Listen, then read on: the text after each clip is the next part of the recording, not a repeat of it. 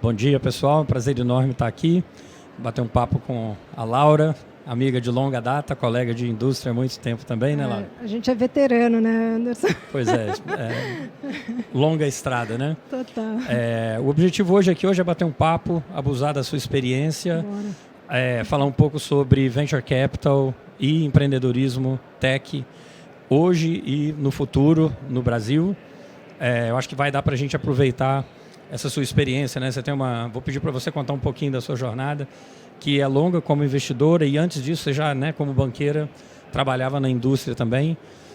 Eu vou querer aproveitar um pouquinho dessa experiência para contar o que a gente está vivendo agora, né? A geração nova de empreendedores e investidores estão vendo isso pela primeira vez, mas não é novidade para a gente, né?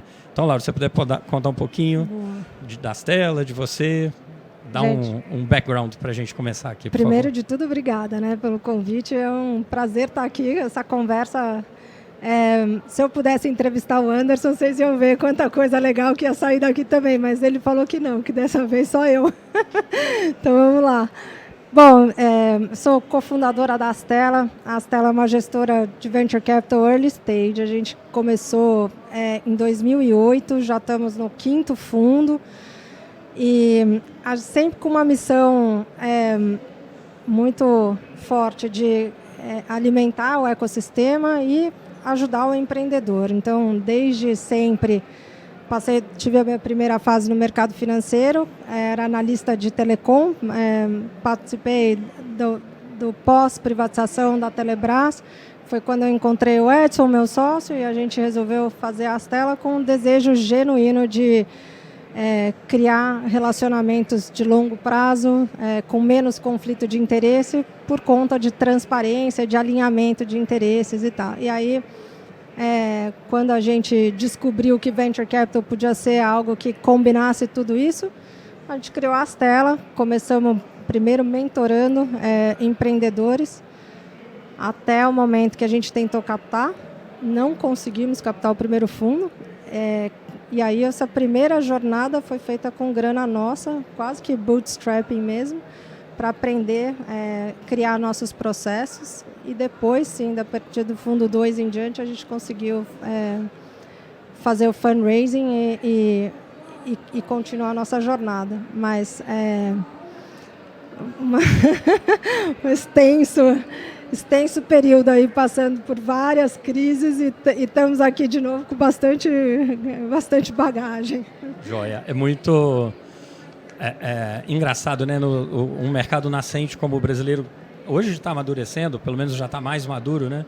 Mas para quem começou no universo de Venture Capital no Brasil, tem um quê muito parecido com a vida do empreendedor, né? A sua jornada do Edson na Astela, vocês estavam empreendendo não só a Astela como o Venture Capital no Brasil, né? Foi muito piano carregado, né? Total. E pior que como os ciclos são muito longos, o nosso MVP não demorou 18 meses. O nosso MVP demorou quase 7 anos. Né?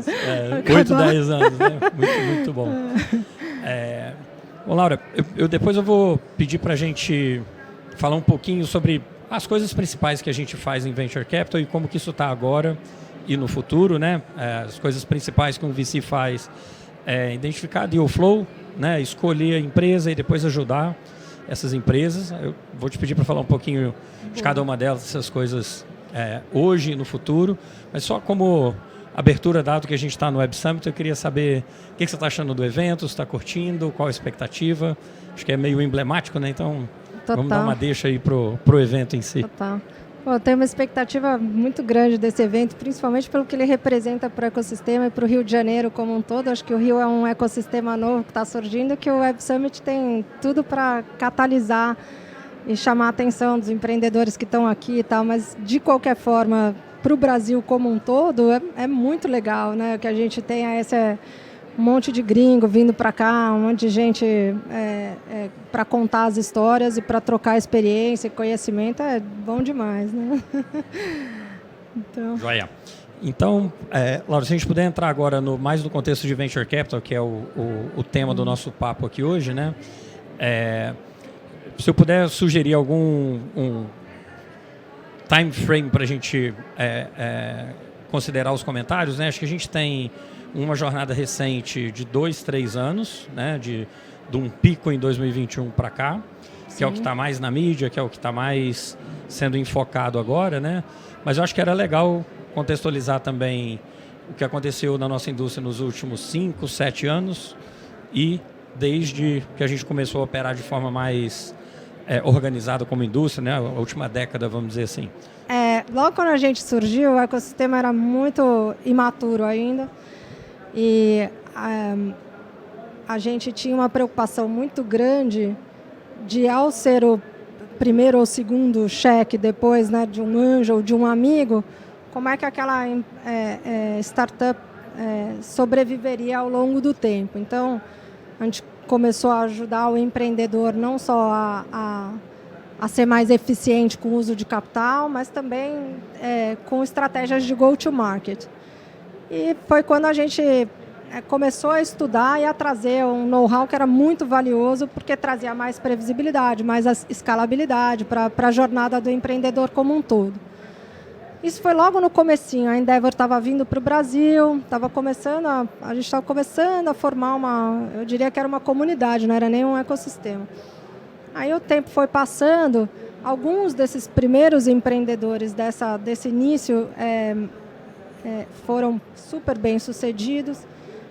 A experiência deles chamou a atenção, então começamos a criar um buzz e um ecossistema ao redor dessas empresas que chamavam muita atenção por conta de uma cultura diferente, do mindset do empreendedor e tal.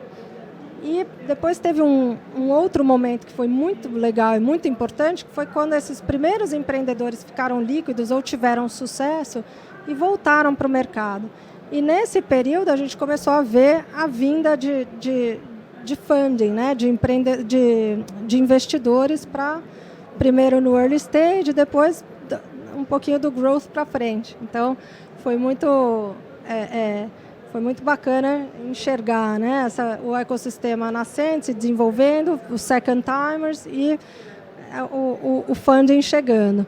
Até que a gente passou por uma fase muito, muito líquida, que foram o que você está chamando de 5 a 7 anos para trás, onde a gente teve uma liquidez muito bacana e um flow de capital grande, com um ecossistema já maduro. Então todo mundo ficava perguntando, é uma bolha, não é uma bolha? A gente falava, não, está equacionado, porque a gente tem aqui um conjunto de empreendedores capaz, né, de absorver aqueles recursos, e uma sociedade e uma economia que estava pronta para o uso da tecnologia e consumo de produtos digitais. Então, a gente passou por isso, sim, com alguns exageros e tal, mas de uma forma bacana no Brasil, até o final de 2020, começo de 2021, quando tivemos o enxugamento de liquidez.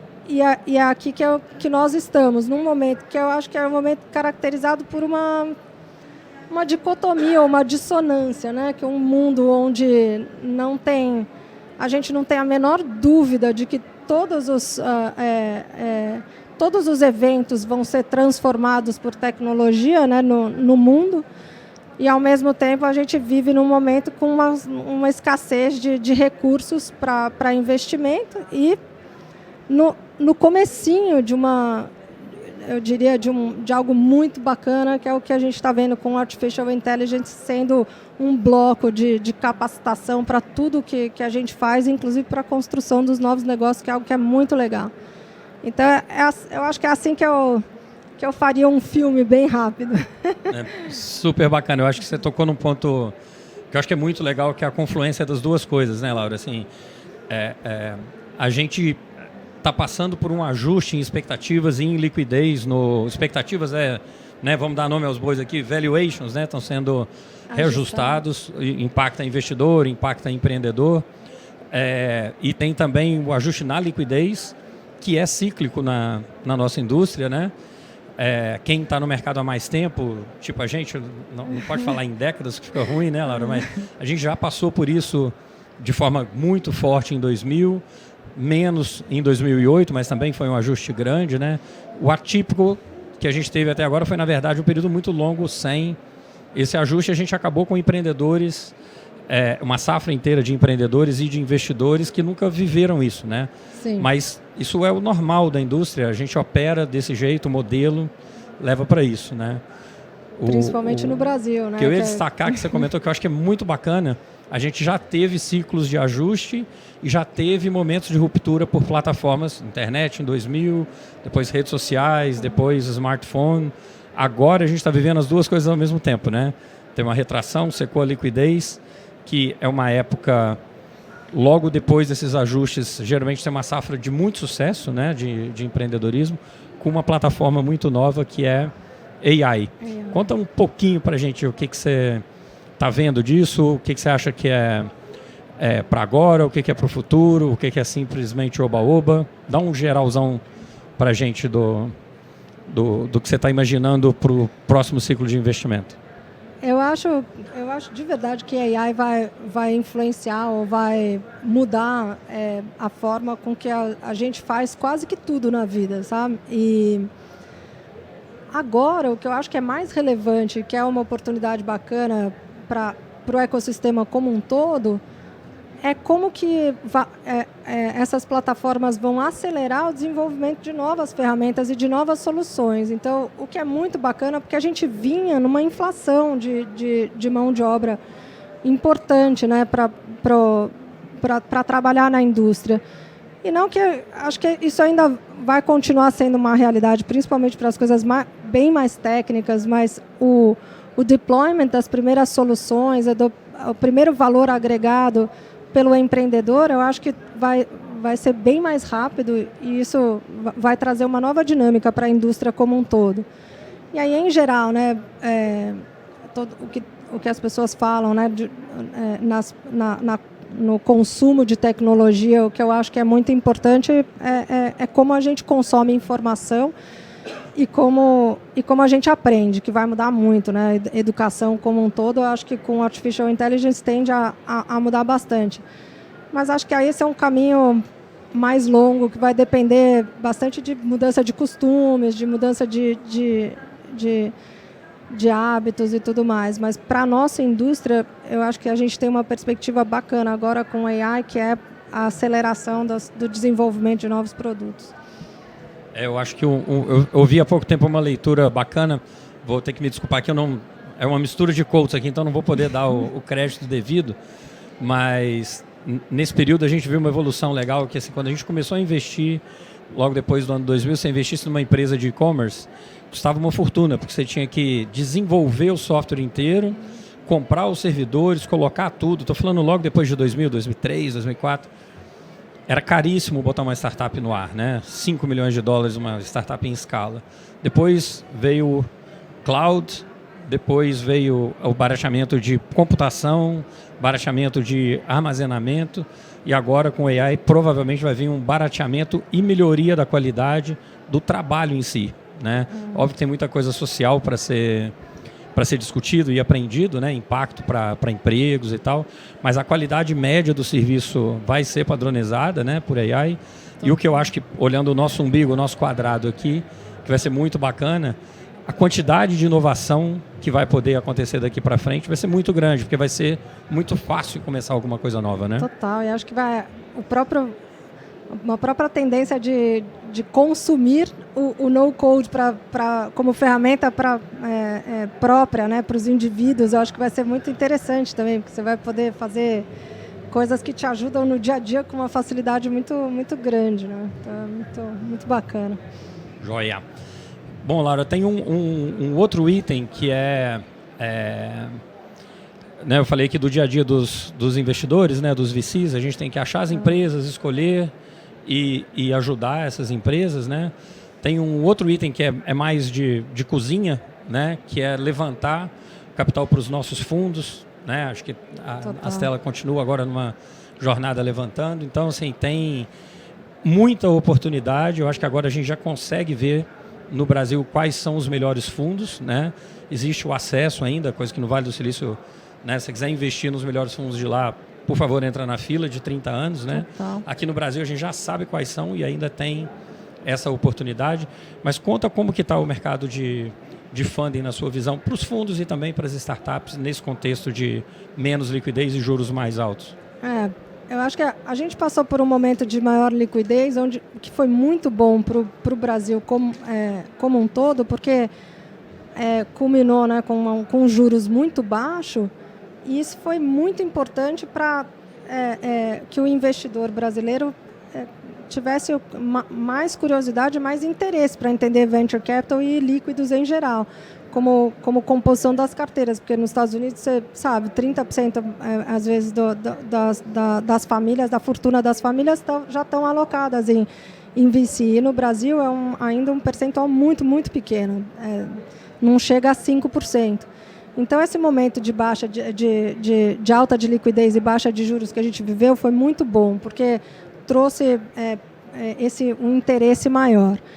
Agora a gente está voltando para um momento de juros maior, onde as famílias já têm algum conhecimento, né, de como o venture capital funciona, mas estão mais ressabiados justamente por conta da falta de compreensão ou de transparência do tamanho dos ajustes nas carteiras e tudo mais. Então a gente está passando por um momento que eu acho que é mais um momento de espera, onde o investidor quer entender qual que é o tamanho desse ajuste, o que vai acontecer dali para frente, e continua com um interesse bacana na classe de ativos, o que é muito legal.